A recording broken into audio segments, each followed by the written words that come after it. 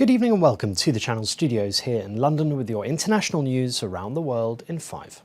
At least 15 people have been killed in the latest Russian strikes targeting the Ukrainian capital, Kyiv's mayor said, as Ukraine continues to face a shortage of air defence missiles. Blocks of flats and warehouses were struck across the city overnight, while a children's hospital and school were also damaged. Kyiv relies on Western allies for supplies, and President Volodymyr Zelensky said that as long as Ukraine does not have enough anti-ballistics, Russia will not seriously think about peace. Authorities say a former Zambian minister was killed in last week's raid by security forces on a house linked to opposition leader Brian Mundabile, a day after the presidential election. A police spokesman said Mutotwe Kafwaya was fatally wounded by law enforcement officers during what officials described as an exchange of fire during a security operation in the capital Lusaka. 11 people were arrested in the raid, with the authorities accusing Mundabile's party of being involved in insurgency and militia activity. Mundabile, who has since gone into hiding, rejected the allegations as total fabrications. A landslide at a gold mining area in Zamboi in Western Central African Republic, near the border with Cameroon, has killed more than 100 people.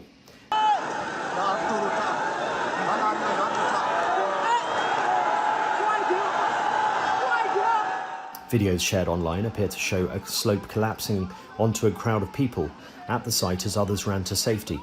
Rescue efforts are underway amid fears the death toll could rise. It is not immediately clear what triggered the landslide at the mine. At least 3 of the victims are Cameroonian, according to the governor of Cameroon's East region. Ecuador's intelligence chief and his wife have been killed in a helicopter crash in Kenya. Michel Sensi Kontugi and his wife Stephanie Holohan were among the 7 people killed when the accident happened in Samburu County at approximately 9:15 on Wednesday. The other victims were Americans, a US State Department spokesman said. The Kenya Civil Aviation Authority said the helicopter was on a scenic flight from a wildlife conservancy to Owasso Nero, a river that flows along several national reserves. Sea ice has been disappearing from East Greenland, allowing giant whales to take advantage and move into previously inaccessible areas. That is the conclusion of a decades-long study that has recorded and filmed hundreds of the world's biggest whales, including humpbacks, minke and fin whales, feeding in ice-free seas along the coast in summer. None of these marine mammals were historically found here, as they have been locked out of the coastal waters by ice. Now, as climate change warms the sea and melts the ice, they have adapted. Scientists describe the result as seasonal Arctic feeding frenzies, part of a major regime shift in the ocean environment along East Greenland. The Duke and Duchess of Sussex are planning to move back to the UK. Prince Harry and Meghan intend to relocate from the US later this month to a private, non-royal residence outside London. The couple's children, 7-year-old Prince Archie and 5-year-old Princess Lilibet, are enrolled to start at a British school in September. King Charles was told of the move on Sunday. There are no current plans for either Prince Harry or Meghan to resume their roles as working royals. The Sussexes and their children visited the King at his Highgrove home in July this year, but it is understood the move was not discussed.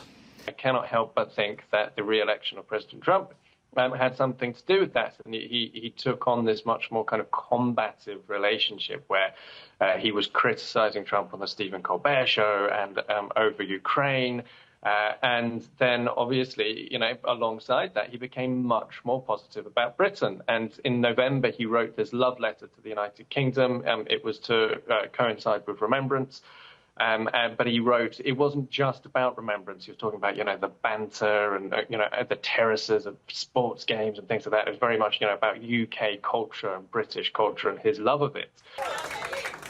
And a 5-time Grammy Award winner Angelique Kidjo has made history as the first African musician to get a star on the Hollywood Walk of Fame.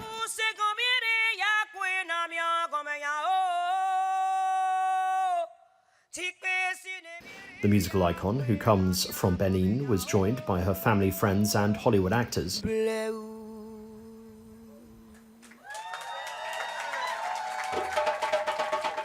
For more than 4 decades, the 66-year-old has taken African sounds to global audiences, blending influences from her native Benin with funk, jazz and pop.